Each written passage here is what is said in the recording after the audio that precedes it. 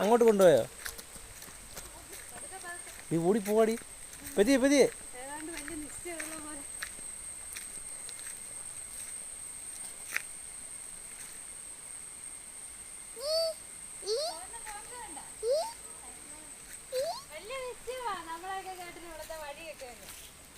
അങ്ങോട്ട് അവൻ കൊണ്ടുപോയെന്ന് പറഞ്ഞ് പോവാ.